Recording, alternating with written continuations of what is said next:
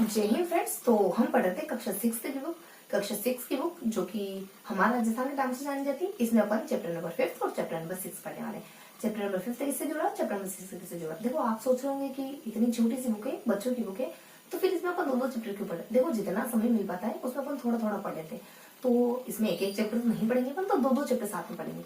आप भी stress free और मैं भी स्ट्रेस फ्री, कि थोड़ा सा बस आपसे मिलना है 2-5 मिनट के लिए, कुछ 10-15 मिनट का एक छोटा सा वीडियो बनेगा और इससे हमें पता चल जाएगा कि फिफ्थ जो 6 की बुक है उसमें चैप्टर नंबर 5 में क्या गिवन है, चैप्टर नंबर 6 में क्या गिवन है। बस ऐसे ही कहीं चलते फिरते सुन लेना, आराम से आपको समझ आ जाएगा। बुक पढ़ने का समय ना मिले तो इस तरीके से आप यूटिलाइज करो, है ना। तो देखो हम 5th की बुक में 6 की बुक में बेसिकली चैप्टर नंबर 5 में और चैप्टर नंबर 6 में क्या देखने वाले, बस इतना सा देखने वाला है। 10 से 15 मिनट का सेशन रहने वाला है। देखो चैप्टर नंबर 5 में अपन पढ़ने वाले कि आजादी से पहले हमारा जो शासन था, सरकार का जो स्वरूप था वो कैसा था, और इसके बाद सेकंड में थोड़ा सा देखेंगे बिल्कुल माइनर से जानकारी। देखो छोटे बच्चे, मासूम बच्चे होते हैं, उनके दिमाग पर इतना बर्डन नहीं डाला जाता है, तो बिल्कुल हल्के हल्के से जानकारी। लेकिन हमें भी एक बार देखना जरूरी होता है। तो चूंकि अपन 10 से पढ़ते आ रहे हैं, 10th की बुक पढ़ी, 9th की पढ़ी, 8th की पढ़ी, 7th की पढ़ी, तो मतलब कि क्यों ना अपन 6 की बुक पढ़ने, है ना, क्यों छोड़े अपन 6 की बुक को भी, तो पढ़ ही लेते चलो साथ के साथ अपन। तो इसमें पढ़ लेते हैं कुछ, थोड़ा सा देख लेते हैं अपन 5th चैप्टर के बारे में और 6th के बारे में। जो 5th चैप्टर में अपन पढ़ने वाले हैं आजादी से पहले सरकार का स्वरूप कैसा था, है ना। और देन अपन थोड़ा सा देखेंगे कि राजस्थान के भौतिक प्रदेशों के बारे में। देखो आजादी से पहले सरकार के स्वरूप के बारे में क्या देखने वाले, इतना देखेंगे कि राजा है, बख्शी है, खजांची है या फिर परगना अधिकारी है। तो ये जो पद थे ये किस हेतु नियुक्त करे गए थे, इनके हिस्से में कौन सी जिम्मेदारी थी। खजांची क्या करता था, बख्शी क्या करता था, परगना अधिकारी क्या करता था, बस ये देखने वाले। और देन थोड़ा सा राजाओं के साथ साथ जागीरदारी व्यवस्था भी जुड़ी हुई, तो जागीरदारी व्यवस्था के बारे में हल्की हल्की से जानकारी लेंगे। उसके बाद थोड़ा सा अपन देखेंगे अंग्रेजों के समय में शासन कैसे चलता था।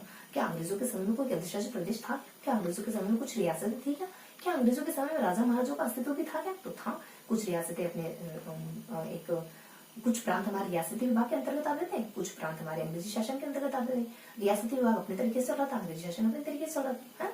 तो अंग्रेजी शासन में बेसिकली कुछ एक आधा केंद्र शासित प्रदेश था, बाकी 11 रियासतें थी। यहाँ पर हेड के तौर पर गवर्नर जनरल को नियुक्त करा जाता था।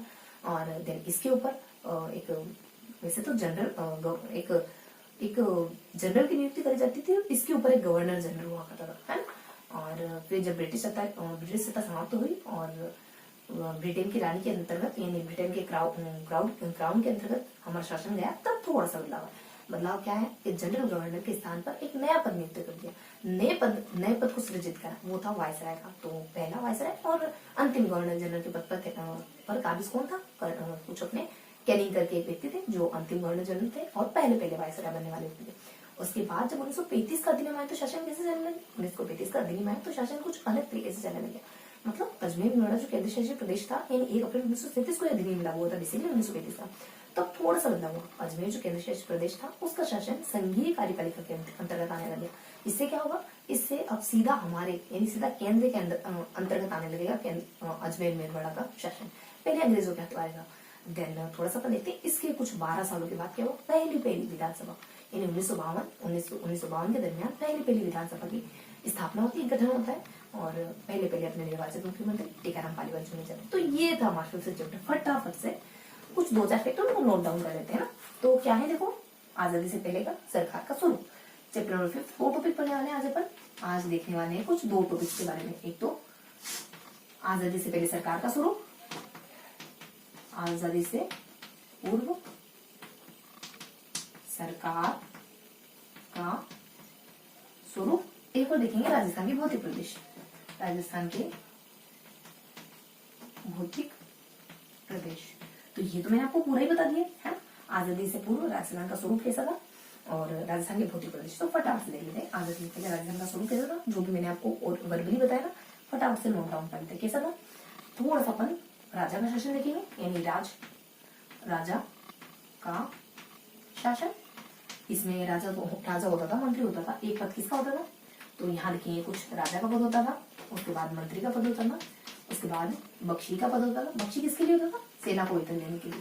खजांची खजाने का ध्यान रखने के लिए, खजाने का ध्यान रखने के लिए हुआ करना था। उसके बाद नेक्स्ट एक और पद होता था अपने खजांची के साथ परगना अधिकारी क्यों होता था, राजू परगनों को गाँव में बांटा गया था। परगना अधिकारी परगने पे नियुक्त होता था और गाँव तो गांव की जो पंचायत होती थी, गांव की जो पंचायत होती थी वो शासन संभाल लेती थी, ठीक है। और देन थोड़ा सा जागीरदारी, राजाओं के साथ ही जागीरदारी व्यवस्था भी चल रही थी। जागीरदारी व्यवस्था के बारे में बताएगा थोड़ा सा, तो सेकंड थोड़ा सा जागीरदारी। देखो जागीरदारी व्यवस्था में क्या होता था, बड़ा बेटा राजा बन जाता था और छोटे बेटे को, और राजा का बड़ा बेटा जो था राजा बन जाता, लेकिन छोटा बेटा उसको जमीन दी जाती कुछ और कहा जाता तुम ये जमीन और खुश रहो तुम। तो वो जमीन देखने का काम जागीरदार लोग क्या करते थे। इसके अलावा इनको कुछ जागीरें दी जाती थी और ये उस जागीर की रक्षा का काम करना, उस जागीर पर शासन करने का काम करना, इस तरीके का काम किया करते थे बेसिकली। और जागीरदारी प्रथा की उत्पत्ति, जागीरदारी प्रथा कब से शुरू हुई, तो लगभग राजपूतों के काल से इसकी शुरुआत मानी जाती है। देन मध्यकाल में आते आते इनमें थोड़ा सा बदलाव हो गया। जब हमारा संबंध बनने लगे मुगलों से, तब इनकी जरूरत बहुत कम होने लगी, क्योंकि अब मुगल हमारे प्रोटेक्शन कर रहे हैं, हमारा संरक्षण कर रहे हैं, तो हमें क्या जरूरत है जागीरदारों की। तो इनकी स्थिति बहुत ज्यादा डाउन होने लगती। पहले इनके कामों के बदले सरकार के राजा इनसे कर लेते थे। शांति के समय, युद्ध के समय अलग अलग कर क्या सेवाएं लेते थे। शांति के समय, युद्ध के समय युद्ध सेवाएं, शांति के समय भी इनको बुलाया जाता था कभी कभार बीच बीच में साल के दरमियान। लेकिन इसके बाद क्या हुआ, मध्यकाल के बाद क्या हुआ, इनसे कर वसूले जाने लगे, तो इनकी स्थिति बहुत ज्यादा डाउन हो जाती। तो ये कुछ 2-4 पॉइंट है। और बेसिकली कुल पर आधारित व्यवस्था होती है, यानी कि जागीरदार का बेटा जागीर बने। बाकी बाद में थोड़ा कर्म प्रधान भी हुई थी, यानी कोई अच्छा काम करेगा तो उसको भी जागीर दे दी जाएगी, या फिर किसी जागीर का जागीरदार नियुक्त करा जाएगा। तो बेसिक जानकारी होती है। इसकी मूल थीम क्या थी, मूल तत्व क्या था इसका, मूल तत्व कि छोटे बेटे की जो जमीन होती थी, जैसे राजा का बेटा राजा, और ये कुछ छोटे बेटे को जो जमीन मिलती थी उसकी देखरेख करते थे। बाकी उसकी सुरक्षा, जागीर की सुरक्षा का काम होता था। इनका काम क्या होता था, जागीर की सुरक्षा और वहां पे प्रशासन, ये 2 काम करते थे। और इसके बाद और कुछ भूमि की देखरेख का कार्य किसकी, उस छोटे बेटे को जो भूमि मिली, मतलब कि राजा के अलावा जो उत्तराधिकारी होते थे उनको जो जमीन मिलती थी। तो जमीन की देखरेख और इनकी शुरुआत कब से मानी जाती, राजपूत काल से इनकी शुरुआत मानी जाती थी। देन मध्यकाल, या फिर मध्यकाल में, हाँ, तो मध्यकाल में क्या हुआ शुरुआत, मध्यकाल में इनकी स्थिति थोड़ी बिगड़ गई। और मुगलों से संबंध के बाद स्थिति में क्या होता है, गिरावट आती है। हाँस क्या है, स्थिति निम्न हो जाती है इनकी, क्योंकि अब इनकी जरूरत महसूस होने लगी थी मुगलों से संधि होने के बाद। और इनसे अब क्या कर वगैरह वसूले जाने लगे थे। पहले कर नहीं लेते थे इनसे, अब कर वगैरह वसूल जाने लगे, ठीक है। और थोड़ा सा ये किस पर आधारित थी, ये बेसिकली वंश परंपरा पर आधारित थी। और देखो ये थोड़ा सा कुछ अदर फैक्टर करिए, या फिर अपन ये देख लो मूल तत्व क्या होता है इसका, जागीर की सुरक्षा का काम होता है, जमीन की देखरेख का काम करते हैं। बड़े बेटा राजा बन गया, लेकिन छोटा बेटा जो जमीन लेता है उसकी देखरेख का काम कर लेते हैं। अब थोड़ा सा बताते हैं कि इनके राजा के साथ अच्छे संबंध हुआ करते थे, भाईचारा जैसा इनका रिलेशन होता था राजा का और जागीरों का। और बस यही देख रहे थे। तो छोटे बेटे की जागीर की देखरेख का काम करते हैं, तो इसके साथ वही बड़े बेटे के साथ जागीर की सुरक्षा का, प्रशासन का काम होता था, जमीन की देखरेख का। उनकी जमीन की देखरेख भी करते थे और उनके साथ संबंध क्या था, भाईचारे का संबंध था उनका, भाईचारे का संबंध था राजा के साथ। तो ये बेसिक से इन्फॉर्मेशन आ जाती है। और ये कुल पर आधारित, ये ना कुल पर आधारित वंश एक परंपरा थी, जागीर प्रथा, जो जागीर प्रथा थी वो कुल पर आधारित थी। तो बेसिक से इन्फॉर्मेशन है, ठीक है। उसके बाद अंग्रेजी प्रशासन के समय क्या हुआ था, अंग्रेजी प्रशासन के समय क्या होता है, अंग्रेजी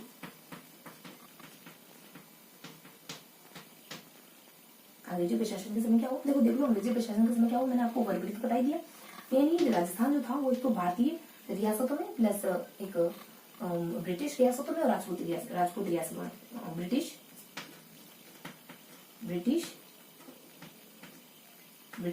रियासतों में प्लस राजपूत रियासतों में बटा हुआ था।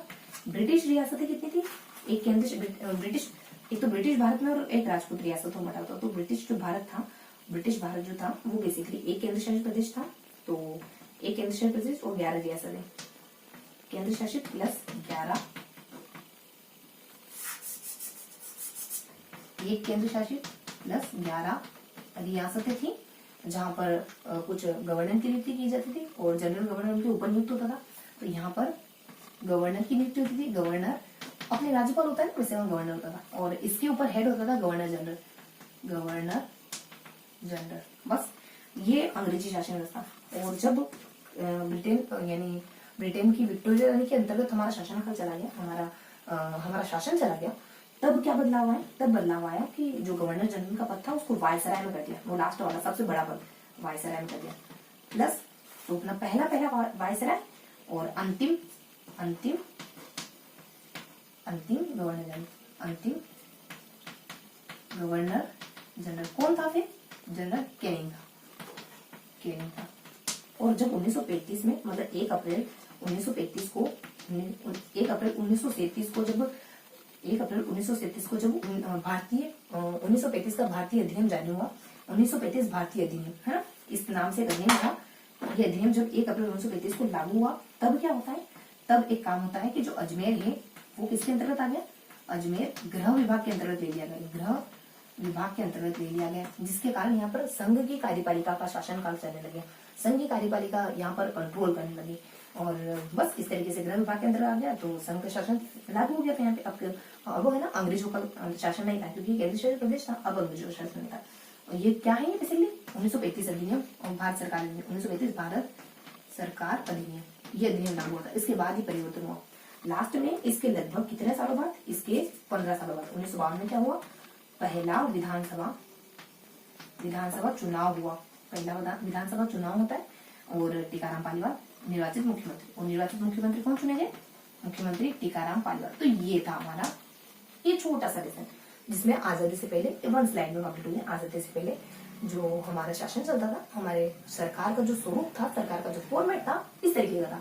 राजा के समय में कुछ ऐसा था, जागीरदारी के समय थोड़ा सा जागीरदारी बने पड़ा है ना, ये हमने जागीरदारी के बारे में, राज प्रशासन के बारे में, और यहाँ से हमने अंग्रेजों के शासन के बारे में देखा। ठीक है, तो कुछ 4 बिंदु देखे इसमें, 3 बिंदु देखे इसमें। अंग्रेजों के समय कैसा था, विक्टोरिया रानी के अधीन आया तब कैसा हो गया, और जब हमारे 1935 का अधिनियम, 1935 का जो भारतीय कौन सा 1935 का भारतीय 1 अपने 1935 का कौन सा अधिनियम है? भारतीय सरकार, हाँ भारतीय सरकार, भारत सरकार अधिनियम, भारत सरकार अधिनियम जो लागू हुआ तब हमारा शासन कैसा।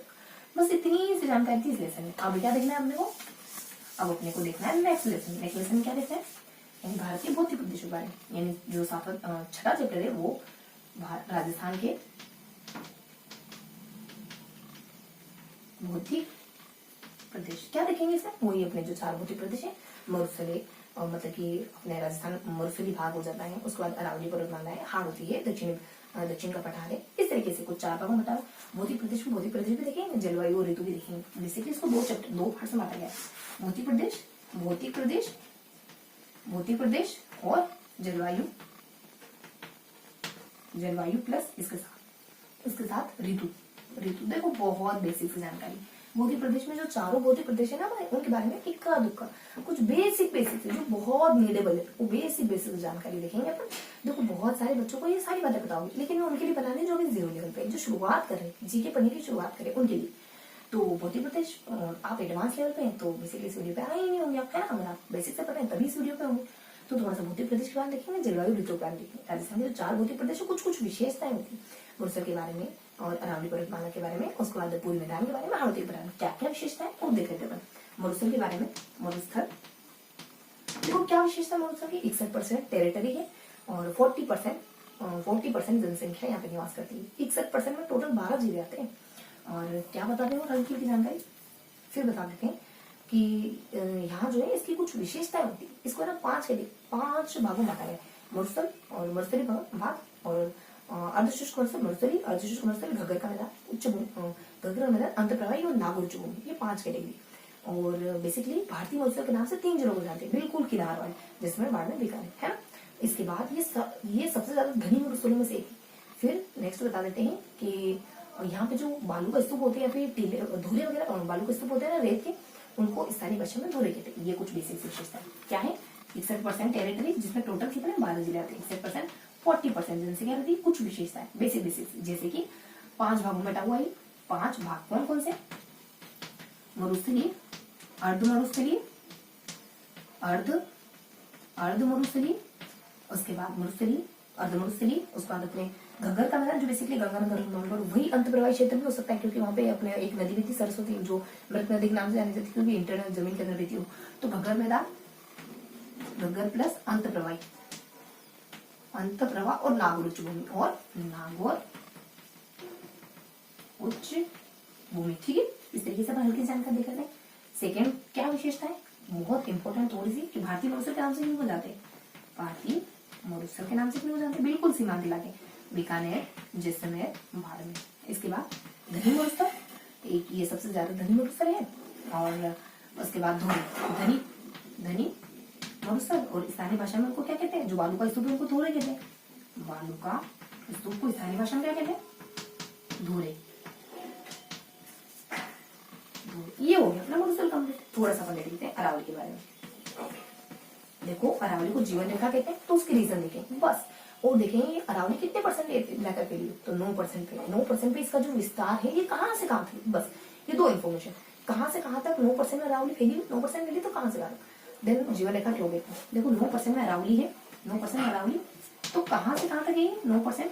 ये 692 किलोमीटर हो गए 9% में, तो 692 किलोमीटर कहाँ से कहाँ तक? दिल्ली की रायसीना से, दिल्ली रायसीना से जो गुजरात खेड़ब्रह्मा, गुजरात खेड़ब्रह्मा तक है। अब देख लेते हैं कि जीवन रेखा कहलाती है। क्यों कहलाती है? क्योंकि दक्षिण, देखो बारिश का कारण बनती है, बहुत सारी नदियां हैं, बारिश है, नदियां हैं, वनस्पति और खनिज। बारिश का कारण बनती है कहाँ पर? दक्षिण और पश्चिम में, दक्षिण पश्चिम में, दक्षिण पश्चिम में, पूर्व में, दक्षिण पूर्व में बारिश का कारण बनती है, दक्षिण पूर्व बता दिया।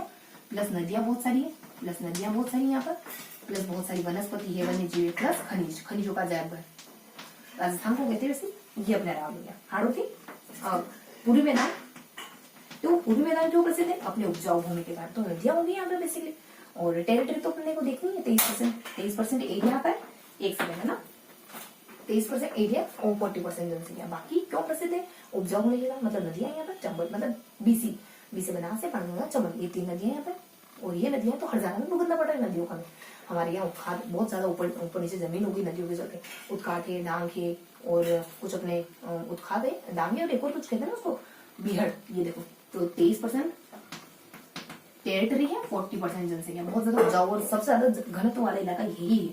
इसके बाद नदियों के लिए फेमस है, उपजाऊपन के लिए तो कौन सी? चंबल, बनास और बाणगंगा, ये 3 नदियां हैं। इन नदियों के फलस्वरूप में क्या भुगतना पड़ा है? उत्खाद, डांग, उत्खाद है, डांग है, बीहड़ कहाँ है ये है ना अपने कद में, कद यानी कद, तो कद में कोटा से लगाकर धूलपुर में बहुत ज्यादा फैला, बस इतना सा।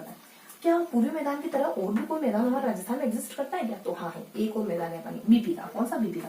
बीपी हाई होगी, एक और मैदान का नाम सुन हमें तो पता नहीं था एक और मैदान है ना, बांसवाड़ा प्रतापगढ़, एक 56 का मैदान, या फिर माही मैदान राजस्थान में और भी मैदान है, माही मैदान। इससे वो 56 गाँव के बीच में है, 56 गाँव का समूह है, तो 56 का मैदान कह देते हैं।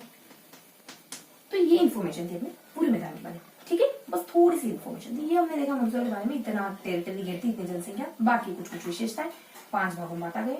और भारतीय मरुस्थल के ये जिले हैं, घना मतलब सबसे धनी मरुस्थल है, बालू का स्तूप को धोरे कहते हैं। अरावली में ये इतना एरिया है, इतना एरिया कितने किलोमीटर को घेरता है, कहाँ से कहाँ तक घेरता है? जीवन रेखा क्यों कहलाती है? और पूर्वी मैदान इतना एरिया है, देन ये नदियां हैं, पूर्वी मैदान उपजाऊ के लिए जाना जाता है, ये नदियां हैं, इन नदियों का जाना ये है। एक और मैदान है जिसके लिए तो हम अवेयर, जिसके प्रति हम अवेयर थे, पहली बार पता चला हमारे बीपी आई, ये माही मैदान और 56 का मैदान, ठीक है। इस बीपी बांसवाड़ा प्रतापगढ़ में एक और मैदान है। अब देख लेंगे थोड़ा सा हाड़ौती के बारे में, उसके बाद अपन जलवायु ऋतु पे आ जाए। देखो हाड़ौती में क्या देखना था, हाड़ौती में ज्यादा कुछ नहीं आने वाला। हाड़ौती भी कितना 7% में फैली हुई है। अब हाड़ौती की सबसे आम विशेषता लावा मिट्टी, इसकी काली मिट्टी, तो ये 7% में फैली हुई है। और हाड़ौती की प्रमुख विशेषता क्या आ जाती है? लावा या काली मिट्टी। क्या हाड़ौती के पठार के जैसे ही और कोई पठार है क्या आपने? हाँ है ना। कौन कौन से पठार है? राव और एससी, ये दोनों कम्युनिटी बाय बस आ रही थी यूपी से, तो राव और एससी बाय बस यूपी से आते हैं। राव एक कास्ट है, तो राव प्लस एससी काय से आ रहे हैं? बाय बस काय से आ रहे हैं? यूपी से। कहाँ से आ रहे हैं? यूपी से। तो राव और एससी बाय बस यूपी से आ रहे हैं। तो देखो राव से अपने राजसमंद और आबू और उदयपुर। यहाँ पर कौन सा पठार है? गोमट का, बोराट का। उसके बाद एससी से सिरोही में कौन सा है? उड़िया का। सिर उड़ गया मान लो, सिर उड़िया। उसके बाद सीधे चित्तौड़ में कौन सा पठार है? मेसा, जिस पर वो दुर्ग बना हुआ चित्तौड़ का। उसके बाद बाय बस, देखो बस से क्या था, बस से अपने भीलवाड़ा और बस एससी, हाँ बस है ना, बस ऐसे लिखना है आप लोग, क्योंकि सी को अपन सभी पढ़ सकते हैं और कभी पढ़ सकते हैं। तो बस अपने भीलवाड़ा और चित्तौड़, इन दोनों के बीच में भीलवाड़ा चित्तौड़ में अपने ऊपर माल का, बस के ऊपर मत बैठो है, तो ऊपर माल पर, ऊपर माल गिर जाओगे वरना, थोड़ा सा ब्रेकर आया। यूपी अपने उदयपुर प्रतापगढ़, उदयपुर और प्रताप की क्या हुई, मृत्यु हुई, लाश वाली। ये अपने थोड़े से और पठार है जो राजस्थान में पाए जाते हैं। दैट्स इट, इतनी सी जानकारी आती है अपने हाड़ौती के बारे में, ठीक है। ये इतना इलाका घेरते हैं हाड़ौती, लाओ मिट्टी काली मिट्टी के लिए प्रसिद्ध है। ऐसे और भी पठार है, हम अवेयर नहीं थे उनके बारे में। राव देसी, ये दोनों कम्युनिटी ना बाय बस यूपी से आ रहे। तो राव में अपने भोरा, एससी अपने सिरोही का उड़िया, सी से चित्तौड़ मेसा, और बी से अपने भीलवाड़ा चित्तौड़ में अपने ऊपर बस के ऊपर मत बैठो, अंदर बैठो, ऊपर से गिर जाओगे, मतलब ब्रेकर वगैरह लगाए तो। अपने उदयपुर प्रतापगढ़ लासवाड़ी का है, तो ये हमने हाड़ौती का। अब क्या लिखा है, थोड़ी सी इन्फॉर्मेशन देख लेते हैं अपन जलवायु के बारे में। हल्के हल्के राजस्थान में 5 तरीके की जलवायु है और ऋतु 3 है। वो इन तीन ऋतु के बारे में इक्का दुक्का पॉइंट जो बहुत ज्यादा इंपॉर्टेंट है। जलवायु पूछ लेते हैं यहाँ से भी। देखो जलवायु में राजस्थान में 5 प्रकार की जलवायु, अति, वैसे तो 3 का गिवन है ना, एक तो अपने अति आर्द्र, आर्द्र और उपाद्र। देखो ऐसे तो 5 प्रकार जलवायु अपने, जलवायु 5 प्रकार कौन कौन सी, अभी 3 का ही बताएंगे, अति आर्द्र, आर्द्र और उपाद्र। क्या आ जाएगा, बीजी झालावाड़, बीजे। हाँ तो यहाँ आ जाएगा बीजे यूएसए। चलोगी क्या, तो मतलब कि बेटे ने कहा बीजे यूएसए चलोगी क्या, तो बीजे ने कहा जे क्या बात कर दी तुमने, अपना घर परिवार, अपना देश, अपना समुदाय छोड़ के तुम्हारे साथ यूएसए आओगी कदापि नहीं। देखो बीजे से अपने ये बांसवाड़ा और झालावाड़, बांसवाड़ा ध्यान रखेंगे, चलो बांसवाड़ा और झालावाड़। यहाँ अति आर्द्र पाई जाती है अपने उदयपुर और सोनारपुर में, और कुछ अपने उपाद्र पाई जाती है जयपुर में। यहाँ पाई जाती है बस इतना सा जलवायु। अब देख लेते हैं ऋतु में। देखो ऋतु में क्या देखना है, थोड़ी सी जानकारी। ऋतु में क्या देखना है, गर्मी की ऋतु कब होती है, सर्दी कब होती है, बारिश कब होती है। तो बेसिकली गर्मी कब होती है, गर्मी का समय क्या है, सर्दी का समय, बारिश का समय क्या है, सर्दी का समय क्या है। देखो गर्मी है मार्च और जून में। मार्च गर्मी में बर्तन मांजना बहुत मुश्किल हो जाता है। बारिश में अपने जूस, बारिश लिक्विड, जूस भी लिक्विड, जून से लगाकर सितंबर तक। उसके बाद अपने सर्दी आफत में अपने अक्टूबर से लगाकर जो फरवरी तक, ठीक है। अब इनके बारे में थोड़ा सा देख लेते हैं, गर्मी के बारे में देख लेते थोड़ा सा, उसके बाद थोड़ा बारिश के बारे में देख लेंगे, मतलब वर्षा ऋतु, और थोड़ा सा सर्दी के बारे में। देखो गर्मियों में ऑन एन एवरेज कितना रहता है राजस्थान का तापमान, 30 से 40 यानी 30-40 बताया। लेकिन जो शुष्क और अर्धशुष्क इलाके, शुष्क कौन से, जैसे जो बिल्कुल सीमा है, गंगानगर है, बीकानेर है, जैसलमेर है, बाड़मेर, ये वाले शुष्क इलाके। मतलब अर्धशुष्क अपने जोधपुर जोचू वाले, यहाँ पे अपने 40-45 तापमान रहता है। और यहाँ पे तापमान तक बहुत ज्यादा है, यानी गर्मी दिन में बहुत गर्मी, रात में बहुत ठंडा हो जाता है रेत की वजह से। तापमान तो बहुत ज्यादा है, और ये 2 विशेषता तापमान को लेकर, और तापमान तो बहुत ज्यादा है। कुछ शब्दों में देखो तापमान तो बहुत ज्यादा है, और फिर बताते हैं माउंट आबू सबसे ठंडा है। ये 4 विशेषता। और हाँ जब हम तापमान बताएंगे तो बताते हैं 100 किलोमीटर लू भी चलती। तो गर्मी में देखो 30 to 40 रहता है राजस्थान का। शुष्क और अर्धशुष्क का, शुष्क और अर्धशुष्क, शुष्क प्लस अर्धशुष्क जिलों का, अर्धशुष्क का कौन कौन से जिले आते हैं तो जानती हो, सीमांत इलाके बिल्कुल, और प्लस जोचू सीमांत इलाके, यहाँ से शुरू करो, गंगानगर, बीकानेर, बाड़मेर और जैसलमेर और बाड़मेर, ये वाले सीमांत इलाके, ठीक है।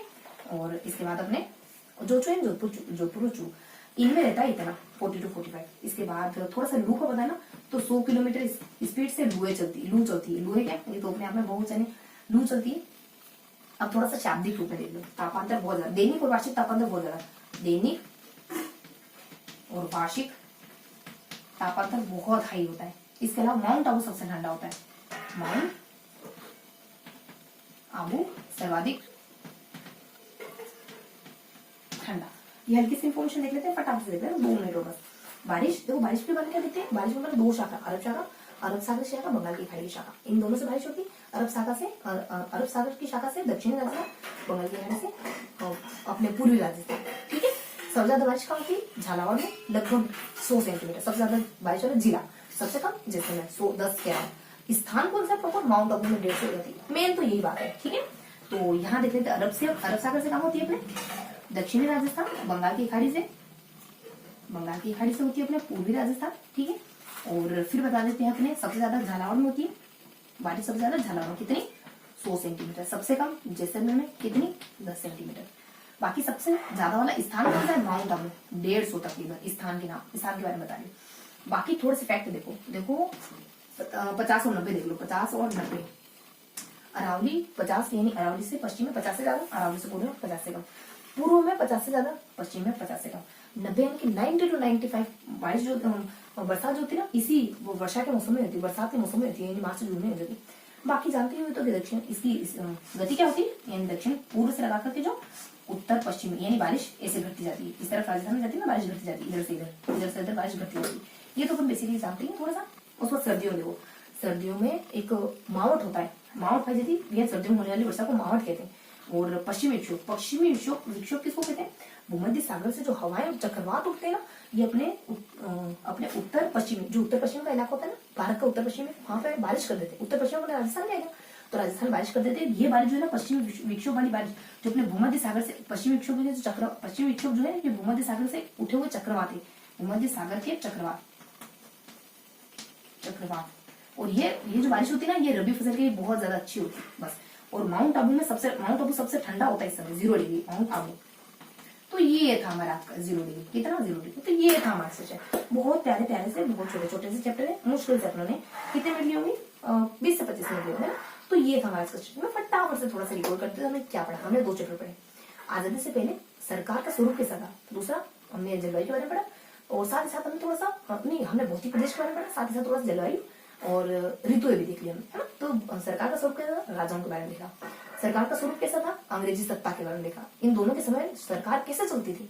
इसके बाद भौतिक प्रदेश में वही हमने सारे 4 भौतिक प्रदेश में इक्का दुक्का जानकारी की, बहुत ही जो नीडेबल जानकारी वो देखी। उसके बाद जलवायु के थोड़ा सा जलवायु के एरिया में जाकर देखिए अपन, बेसिकली 3 जलवायु, आर्द्र, अति आर्द्र, आर्द्र और उपाद्र, ये 3 देखी। उसके बाद हमने थोड़ा सा ऋतु, 3 ऋतु देखी, सर्दी गर्मी बरसात। इनमें हमने थोड़ी सी हल्की सी जो बहुत ज्यादा आवश्यक बातें ना, उनको देखा। तो ये था हमारा आज का छोटा सा सेशन। तो आई होप आपको इस सेशन पसंद आया होगा। फिर मिलेंगे इसी किसी अगले सेशन में, तब तक के लिए जय हिंद।